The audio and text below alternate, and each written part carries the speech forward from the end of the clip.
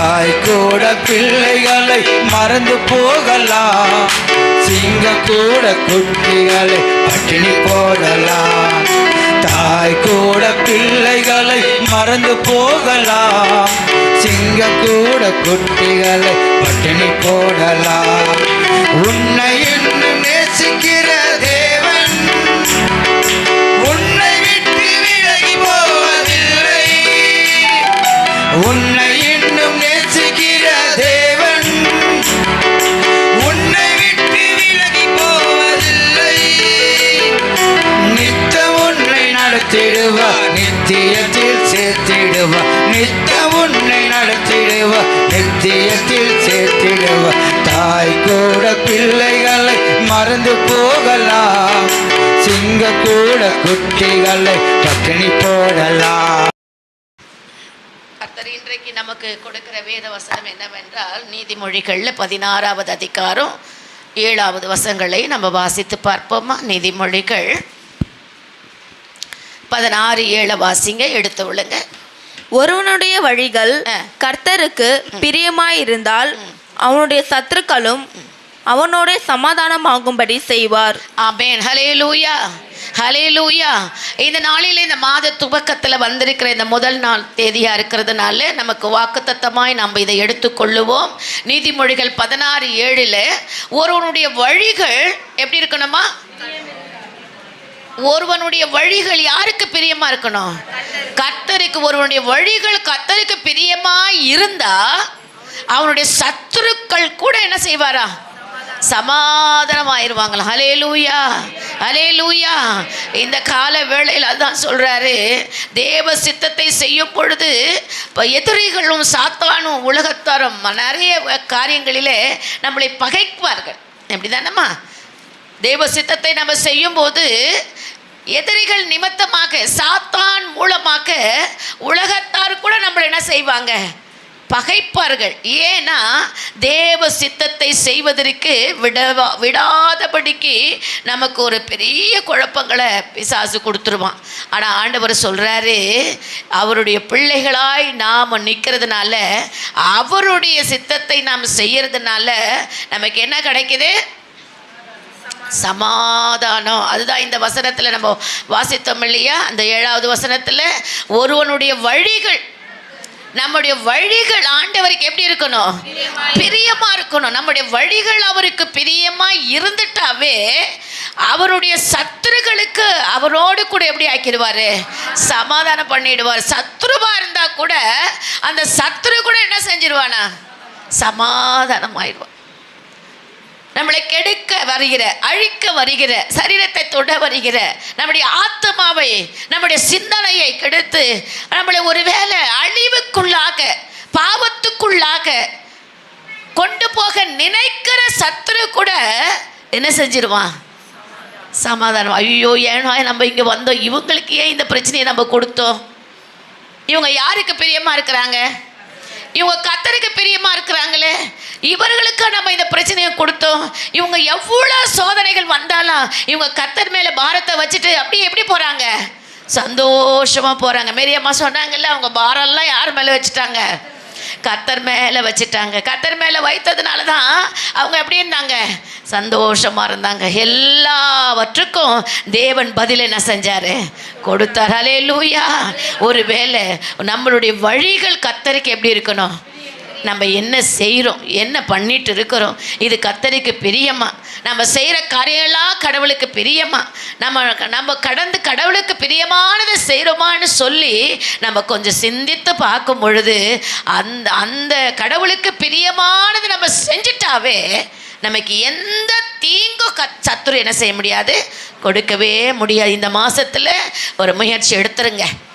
ஒருவேளை இந்த 11 மாதம் நீங்கள் கடைப்பிடித்து இருக்கலாம், ஒருவேளை இல்லாமல் கூட இருந்திருக்கலாம். ஆண்டவர் இன்னைக்கு நம்மளோடு கூட பேசுகிறார். அவருடைய வழிகளும் அவருக்கு பிரியமாக மாற்றுவதற்கு ஏதுவான காரியத்தை நீங்கள் செஞ்சீங்கன்னா நிச்சயமாக கர்த்தர் உங்களுக்கு விரோதிகளை கூட எப்படி மாற்றிடுவார்? சமாதானமாக மாற்றிடுவார், நண்பனாக மாற்றிடுவார். அதெல்லாம் லூக்கா சுவிசேஷம் 21:17-18 வாசித்து பாருங்களேன். லூக்கா 21:17 வாசிங்க. என் நாமத்தை நிமித்தம் எல்லாராலும் பகைக்கப்படுவீர்கள். பாருங்க, அவருடைய சித்தத்தை நம்ம செய்யும் பொழுது, அவருக்கு பிரியமாய் நம்ம வாழும் பொழுது, அது நிறைய பேருக்கு என்ன செய்யாது? பிடிக்காது. அவருக்கு பிரியமா வாழ நம்ம நினைச்சா எத்தனை பேருக்கு பிரியும்? எத்தனை பேருக்கு பிடிக்கும்? நிறைய பேருக்கு பிடிக்காது. அவர் கொடுக்கிற ஆசீர்வாதம் வேதனை என்ன செய்யாது? கூட்டாது. அவர் கொடுக்கிற ஆசீர்வாதம் நமக்கு மிகப்பெரிய ஒரு ஆசீர்வாதமா இருக்கும். ஆமென்.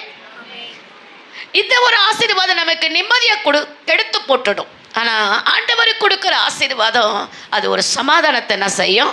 கொண்டு வரும். அடுத்த வசனம் சொல்லுகிறது, ஆனாலும் உங்கள் தலைமயிரில் ஒன்றாகிலும் அழியாது. என்ன செய்யாது? அழியாது. தேவனுக்காக, கடவுளுக்காக பரிசுத்தமாய் வாழ்வதற்கு, கர்த்தருடைய பிள்ளைகளாய் நீங்க பரிசுத்தமாய் நிற்பதற்கு முயற்சி செய்யும் பொழுது, பலவிதமான எதிரால சூழ்ச்சிகள் உங்களுக்கு விரோதமாய் வந்தாலும் உங்க தலை முடியில ஒன்று கூட கீழே என்ன செய்யாதான்? விழாது. கீழே விழவே விழாது. ஏன்னா நீங்க கர்த்தருக்கு எப்படி இருக்கிறீங்க? உண்மையா பிரியமாய் இருக்கிறதுனால, அவருக்கு பிரியமாய் நீங்க வாழும் பொழுது, அவருடைய சத்தத்துக்கு செவி கொடுத்து அவருடைய பாதையிலே போகும் பொழுது, நமக்கு எதிராக வருகிற ஆயுதங்களா இருக்கட்டும், ஒன்றும் என்ன செய்யாது? பலிக்காது. ஒரு முடியும் கீழே என்ன செய்யாது? விழாது. நம்புறவங்க இல்லையா சொல்லுங்க. அவ்வளவுதானா? ஆமென். ஹல்லேலூயா. அப்படிதான் கர்த்தர் நம்மள என்ன செய்யறாரு? நடத்துறாரு. ஏசாயா தீர்க்கதரிசன புஸ்தகத்துல 44வது அதிகாரம் 24-25 வாசிங்களே. ஏசாயா தீர்க்கதரிசன புஸ்தகம்.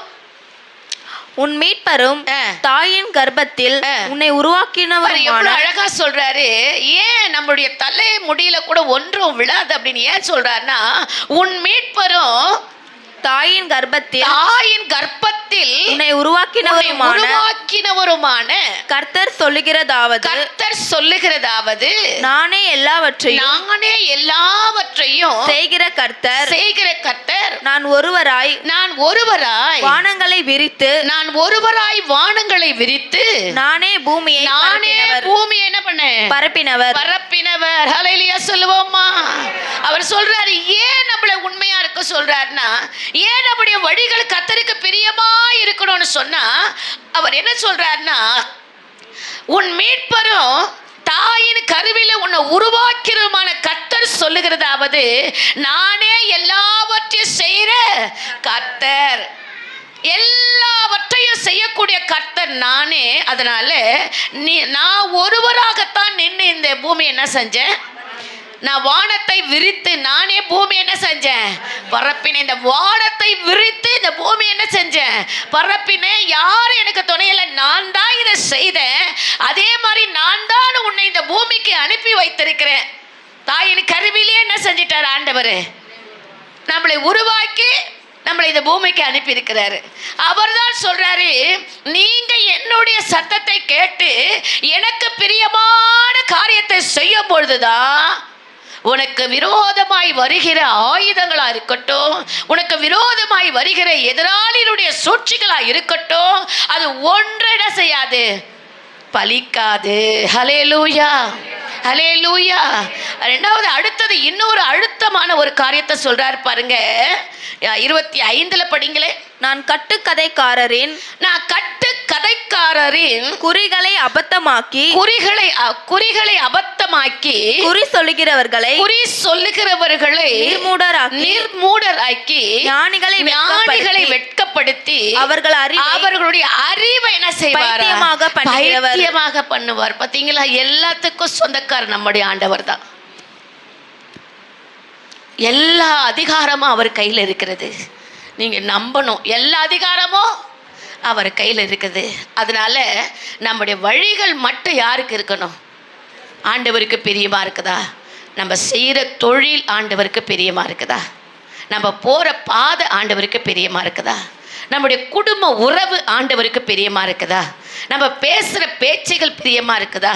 நம்ம வாழ்கிற வாழ்க்கை பிரியமா இருக்குதா? நம்ம செய்கிற செயல்கள் பிரியமா இருக்குதா? அதெல்லாம் நம்ம என்ன செய்யணும்?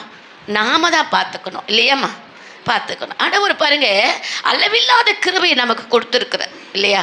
அப்போ நாங்கள் செய்கிற காரியம் கர்த்தருக்கு பிரியமா இருந்தா எல்லாத்தையும் கர்த்தர் என்ன செய்வாரு, நமக்கு எதிராய் வருகிற எந்த காரியமா இருந்தாலும் கர்த்தர் மாற்றி போடுவார். அந்த அந்த கட்டு கதைக்காலுடைய குறிகளை நம்பி பலர் என்ன செய்கிறாங்க, பல காரியங்களில் செய்கிறாங்க. ஆனால் வேதம் சொல்லுகிறது அந்த கட்டு கதைக்காருடைய குறிகளை நான் என்ன செஞ்சிருவேன், அபத்தமாக்கி, அப்படின்னா என்ன, பொய்யாக்கி. அடுத்தது குறி சொல்கிறவர்களை, குறி கேட்குறாங்க இல்லையா, குறி மேடையில் போய் குறி கேட்பாங்க இல்லையாம்மா. அமாவாசை வந்துட்டா, மற்ற காரியங்கள் வந்துட்டா எல்லாரும் என்ன செய்வாங்க, நிறைய பேர் நம்பிக்கை உள்ளவங்க குறிகளை கேட்பாங்க.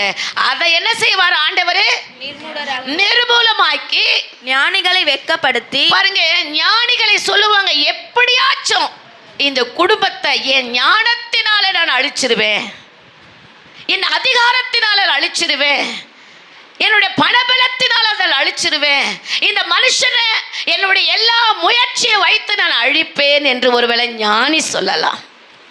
அடுத்தது சொல்றாரு, என்ன சொல்றாரு, அவர்கள் அறிவை அவருடைய அறிவை என்ன செஞ்சிருவாரா, ஓ இப்படியா, எனக்கு விரோதமா, என் சபைக்கு விரோதமா, என் குடும்பத்துக்கு விரோதமா, என் பிள்ளைகளுக்கு விரோதமா நீ பல திட்டங்களை செஞ்சுட்டு இருக்கிறியா, உன் அறிவையே என்ன செஞ்சிருவேன், பைத்தியமாக்கிடுவேன். நான் சொல்லலம்மா, பைபிள் சொல்லுது. அடுத்தது என்ன சொல்றாரு, நான் என் ஊழியக்காரரின் வார்த்தையை என்ன செய்வேன், நிலைப்படுத்துவேன். ஹல்லேலூயா, ஹல்லேலூயா.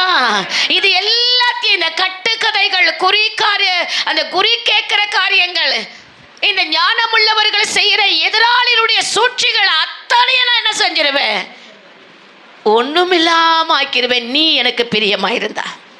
இதே அதிகாரத்தில் இந்த ஒரு 150 வருஷத்துக்கு முன்னாடி ஒரு தீர்க்க தரிசனமாக எழுதப்பட்ட ஒரு வார்த்தை இது. 26 கூட நம்ம படிச்சுட்டு அதுக்கப்புறம் நான் சொல்லட்டுமா? சரி, 26 படிங்களே. நான் என் ஊழியக்காரரின் வார்த்தையை நிலைப்படுத்தி என் ஸ்தானாதிபதிகளின் ஆலோசனையை நிறைவேற்றி குடியேறுவாய் என்று எருசலேமுக்கும் கட்டப்படுவீர்கள் என்று யூதாவின் பட்டணங்களுக்கும் சொல்லி அவைகளின் பாழான ஸ்தலங்களை நான் செய்வேன், எழுப்பிப்பவர் என்று சொல்லி யார சொல்றாருன்னா, கோரேஸ் என்ற ஒரு மனுஷனை பார்த்து சொல்றார். அதுல 45 1வது வசனத்தை பார்த்தீங்கன்னா தெரிஞ்சிடும். 1லிருந்து 4 வசனங்களை கொஞ்சம் வாசித்து பார்த்துடலாமா? 45 1 வாசிங்க. கர்த்தராகிய நான் அபிஷேகம் பண்ணின கோரேசுக்கு முன்பாக ஜாதிகளை கீழ்ப்படுத்தி ராஜாக்களின் ராஜாக்களுடைய இடைக்கட்டுகளை அவிழ்க்கும்படிக்கு அவனுக்கு முன்பாக வாசல்கள் பூட்டப்படாதிருக்க கதவுகளை திறந்து வைக்கும்படி அவனை பார்த்து அவன் வலது கையை பிடித்துக்கொண்டு அவனுக்கு சொல்லுகிறதாவது. அந்த ஏசாயா தீர்க்கதரிசி கூட இப்படிதான் ஆண்டவர் நம்ம வாசிச்சோம் இல்லையா, கட்டுக்கதைகள் எல்லாம் என்ன செஞ்சிருவாரு, அதமாக்கிடுவான். ஏசாயாக்கு சொன்னது போல இங்க 150 வருஷத்துக்கு முன்னாடியே ஒரு மனுஷனை, கோரேஸ் என்ற ஒரு மனுஷனை குறித்து ஆண்டவர் பேசிட்டார். அதுதான் சொல்றாரு. இதை படிச்சுட்டு நான் அடுத்தது இதை சொல்றேன் உங்களுக்கு. 2வது வசனம் படிங்க. நான் உனக்கு முன்னே போய் கோணலானவைகளை செவ்வையாக்குவே, உன்னை பெயர் சொல்லி அழைக்கிற இஸ்ரவேலின் தேவனாகிய கர்த்தர் நானே என்று சொல்றார். கோரேசை பார்த்து ஆண்டவர் சொல்றார். என்ன சொல்றாருன்னா, உனக்கு பலவிதமாக உன்னை எதிர்கள் என்ன செய்யலாம், வரலாம். ஆனால் நீ என்ன செய்வ, அதே காரியங்கள் எல்லாத்தையும் மாற்றி போடணும். அப்படின்னா நான் உன்னை எப்படி அழைச்சேன்னா, உன்னை பெயர் சொல்லி அழைச்சேன். உன் தாயின் கற்பத்திலே நான் என்ன செஞ்சேன், உன்னை பெயர் சொல்லி அழைத்தேன். அதனால் உனக்கு நீ முன்னாடி போகிற உனக்கு கோடலான வழிகளெல்லாம் நான் என்ன பண்ணுவேன், செவ்வை. எதெல்லாம் உனக்கு டிஸ்டர்ப் பண்ணுதோ, எதெல்லாம் உன் வழியில் உனக்கு தடையாக நிற்குதோ, உன் ஊழியமாக இருக்கட்டும், உன் வேலையாக இருக்கட்டும், நீ செய்கிற காரியமாக இருக்கட்டும், வாழ்க்கையாக இருக்கட்டும், எதெல்லாம் உன்னை ஆவிக்குரிய ஜீவியத்தில் வளர விடாதபடிக்கு தடையாக நிற்கிறதோ, அதை அந்த கோடலான வழிகளெல்லாம் நான் என்ன செய்வேன், செவ்வையாக்கிடுவேன், சமமாக்கிடுவேன். எல்லாத்தையும் சரிப்படுத்தி அவர் என்ன செய்வாராம் பாருங்க. அடுத்த வசனம், நீ அறியும்படிக்கு வெண்கல கதவுகளை உடைத்து இருப்பு தாழ்பால்களை முறித்து அந்தகாரத்தில் இருக்கிற பொக்கிஷங்களையும் ஒளிப்பிடத்தில் இருக்கிற புதையல்களையும் உனக்கு கொடுப்பேன். உனக்கு என்ன செய்வேன்? கொடுப்பேன். ஒரு அல்லேலூயா சொல்லுங்களேன் உற்சாகமா.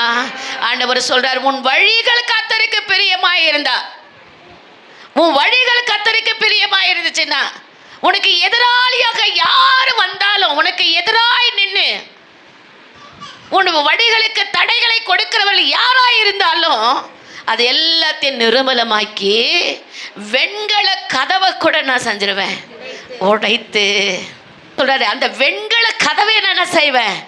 உடைத்து இருப்பு தாழ்பால்களை முறித்து அந்தகாரத்தில் இருக்கிற பொக்கிஷங்களையும் எப்படி இருக்க ஒளிப்பிடத்தில் இருக்கிற புதையல்களையும் நான் உனக்கு கொடுப்பேன் சொல்றார். அல்லேலூயா, அல்லேலூயா. ஒளிப்பிடத்தில் மறைத்து வைத்திருக்க ஒளிப்பிடத்தில் இருக்கிற புதையலையும் எடுத்து கொடுப்பேன். அல்லேலூயா, அல்லேலூயா. அப்படிப்பட்ட ஆசீர்வாதத்தை தேவன் நமக்கு தருகிறார். ஆமென். அவர் எவ்வளோ நல்ல தெய்வம் தெரியுமா? நம்முடைய ஆண்டவர் அவ்வளோ நல்ல தேவன். ஒளிப்பிடத்தில் இருக்கிறதான மறைந்து இருக்கிற அந்த புதையலை எடுத்து கர்த்தர் நமக்கு என்ன செய்கிறாரு? தருகிற தேவனாக இருக்கிறார். அவர் எவ்வளோ பெரிய தேவன் தெரியுங்களா? அதுதான் சொல்கிறாரு, உன் வழி கர்த்தருக்கு பிரியமாக இருந்தா நீ நம்பாத, எதைய நம்பாத. உன் வழி கர்த்தருக்கு பிரியமா இருந்தா அவர் எல்லாத்தையும் அவர் பார்த்துப்பார். அவர் மேலே நீங்கள் வச்சுட்டு நீ பாட்டுக்கிட்டு சமாதானமாக என்ன செஞ்சுருங்க, போயிருங்க. நீ எதையும் கண்டுக்கக்கூடாது, எதையும் பார்த்து பேசக்கூடாது, எதையுமே நீங்கள் செய்யக்கூடாது. நீ முழங்காலம் மட்டும்தான் நீ போடணும். நீ ஜெபிக்கிறது தான் உன் வேலை. அவர் சமூகத்தில் விண்ணப்பத்தை வச்சுட்டு நீ என்ன பண்ணணும்? லேசாக போயிடணும். ஆமென். வெண்கல கதவை உடைத்து இருப்பு தாழ்பார்களை முறித்து அந்தகாரத்தில் இருக்கிற பொக்கிஷங்களையும் ஒளிப்பிடத்தில் இருக்கிற புதையல்களையும் கொடுப்பேன். யாருக்கு கொடுக்க போறாரு? யாருக்கு? இன்னைக்கு நமக்கு தான் கொடுக்க போறாரு, எனக்கு கொடுக்க போறாருன்றவங்க அல்லேலூயா சொல்லுங்க. அல்லேலூயா. இந்த மாத கடைசியில கர்த்தர் நம்ம எல்லாருக்கும் கொடுக்க போறாரு. ஆமென். நம்பணும் இல்லையா? நீங்கள் விசுவாசிக்கணும். வானத்தை நோக்கி பாருங்க, அவரை நோக்கி பாருங்க. அண்ணனை தேவைகளை கர்த்தர் சந்தித்து அற்புதமான காரியத்தை என்ன பண்ணுவார்? செய்வார். நம்மளுடைய காரியங்கள் எதுவுமே என்ன செய்யாது, நடக்காதுமா. நான் முயற்சி எடுத்தாலும் சரி, நீங்கள் முயற்சி எடுத்தாலும் சரி, ஒருவேளை நம்ம ஏதாச்சும் நம்முடைய தவறான திட்டங்களை வச்சாலும் சரி, அது எதுவுமே நடக்காது. அப்பா ஒரு திட்டம் வச்சிருக்கிறாரு நம்மளை குறித்து, அதுதான் நடக்கும். எத்தனை பேர் நம்புறீங்க? நான் உண்மையிலே அதுதான்மா என் வாழ்க்கையில் இதுவரையில் எதுவுமே நான் பிளான் பண்ணுறதே கிடையாது. கர்த்தர் என்ன பண்ணுறாரு, என்ன சொல்கிறாரோ, என்ன பண்ணுறாரோ பண்ணட்டும், என்ன செய்கிறாரோ செய்யட்டும். அவர் செஞ்சால் எல்லாமே எப்படி இருக்கும்? நல்லதாக தான் இருக்கும், நல்லா தான் இருக்கும். ஆமென். கண்டிப்பாக உங்கள் வாழ்க்கையில் என்ன பண்ணுவார்? செய்வார். அடுத்த ஒரு காரியத்தில் எரேமியாவை குறித்து நான் சொன்னேன் இல்லையா? இப்போ எரேமியாவை குறித்து பார்த்துருவோமா? அந்த மனிதரும் கூட பாருங்க, 1வது அதிகாரம் எரேமியா 1:18-19 நம்ம வாசிக்க போகிறோம். அந்த மனிதர்களுக்கு எரேமியா தீர்க்கதரிசிக்கு விரோதமாக இந்த யூதாவின் ராஜாக்களும் பிரபுக்களும் ஆசாரியர்களும் தேசத்தின் ஜனங்களும் அவனுக்கு என்ன செய்கிறாங்களாம்? எதிராக என்ன செய்கிறாங்களாம்? எழும்பி வராங்களாம். பாருங்க 18வது வசனத்தை வாசிங்க. இதோ தேசம் அனைத்திற்கும் யூதாவின் ராஜாக்களுக்கும் அதன் பிரபுக்களுக்கும் அதன் ஆசாரியர்களுக்கும் தேசத்தின் ஜனங்களுக்கும் எதிராக நான் உன்னை இன்றைய தினம் அரணிப்பான பட்டணமும் இருப்பு தூணும் வெண்கல அலங்கமும் ஆக்கினேன். ஒரு அல்லேலூயா சொல்லுங்களேன்.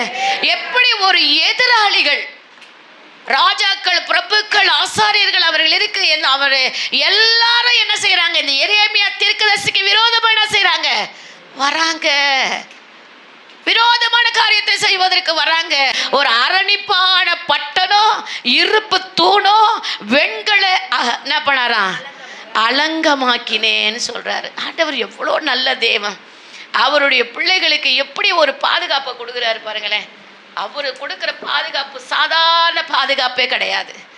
அசாதாரண காரியத்தை செய்கிறவர். அப்படி ஒரு பாதுகாப்பை நமக்கு என்ன செய்கிறாரு, கொடுக்குறாரு.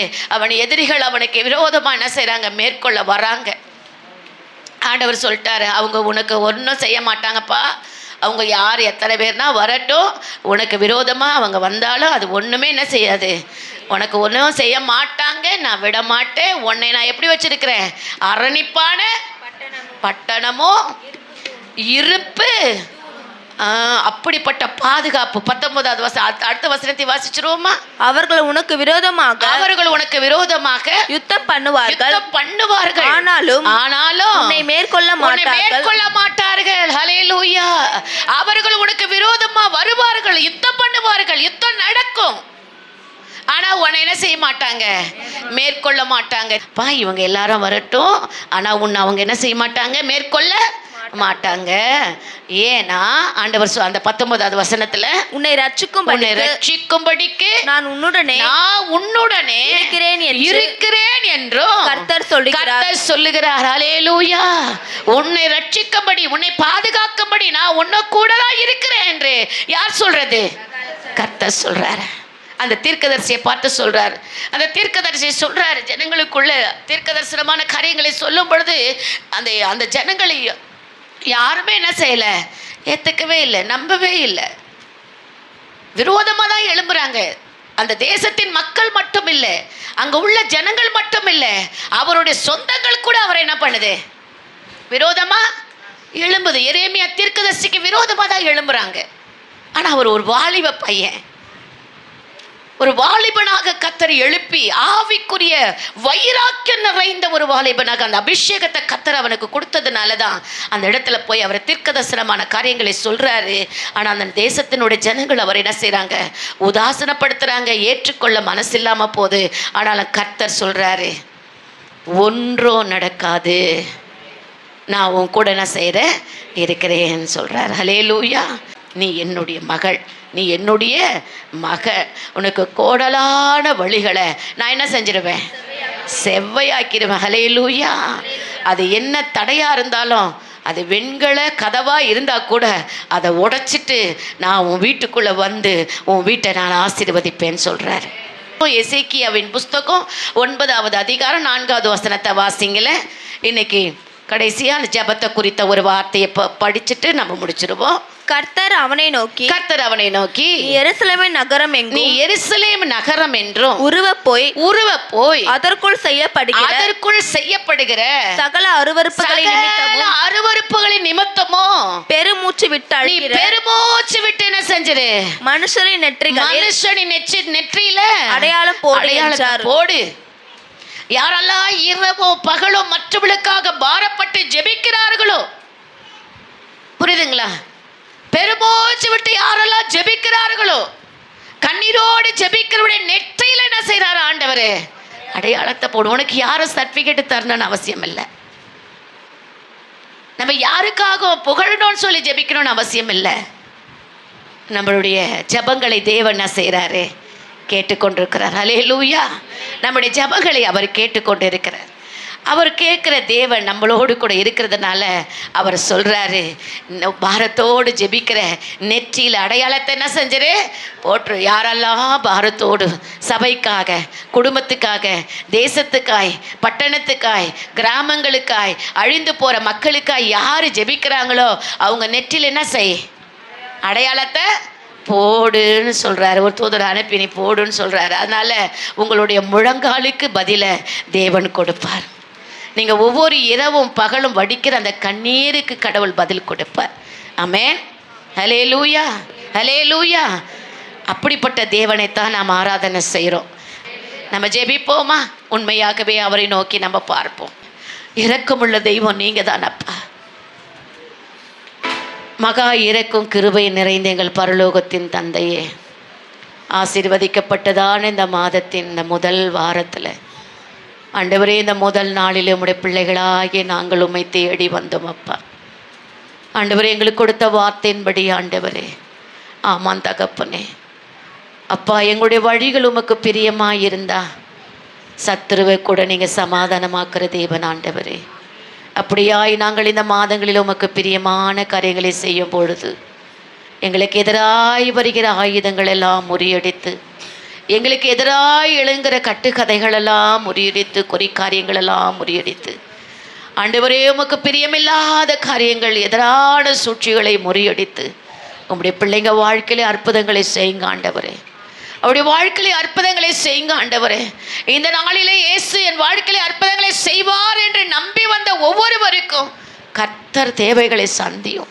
இந்த மாதம் முழுவதும் அவர்களை ஆசீர்வதித்து அவளை சமாதானத்துக்குள்ள நடத்தும். அவருடைய கண்ணீருக்கு ஒரு முற்றப்பலி வையும் ஆண்டவரே. அவருடைய தேவைகள் சந்திக்கப்படட்டும். என்ன பிரச்சனையா இருந்தாலும் இயேசுவின் நாமத்தினால அற்புதங்களை செய்வீராக தகப்பனே. அப்பா, ஒரு அதிசயத்தை செய்கிறவர் நீங்க தான் அப்பா. நீங்க செய்யுங்க ஆண்டவரே. ஒவ்வொரு கண்ணீரையை துடைப்பீங்க ஆண்டவரே. துடைங்க ஆண்டவரே, துடைங்க ஆண்டவரே. அந்த கண்ணீரோடு ஜெபிக்கிற ஜெபத்துக்கு பதில் கொடுத்து அவருடைய சமாதானத்தை அவளுக்கு கட்டளையிட்டு அவருடைய தேவைகள் சந்திக்கப்படட்டும். அவர்களை ஆசீர்வதியும். வந்த ஒவ்வொருவருக்காக பாரப்படுகிறேன். ஒவ்வொருவரையும் கர்த்தர் ஆசீர்வதித்து சமாதானத்துக்குள்ள நடத்துவீராக. தேவ கிருபை அவருடைய குடும்பங்களில் சூழ்ந்திருக்கட்டும்.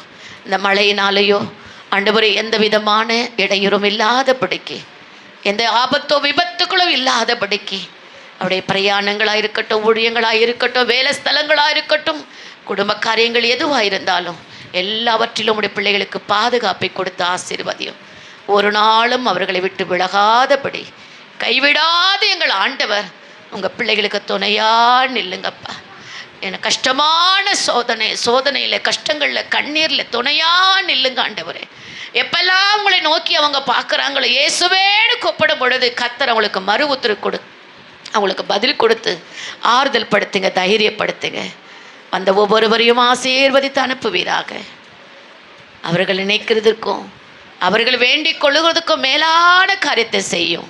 சமாதானத்தோடு அனுப்பும். இயேசுவின் நாமத்தினால் பிதாவே, ஆமேன். கர்த்தர் உங்களை ஆசீர்வதிப்பாராக. ஆமேன்.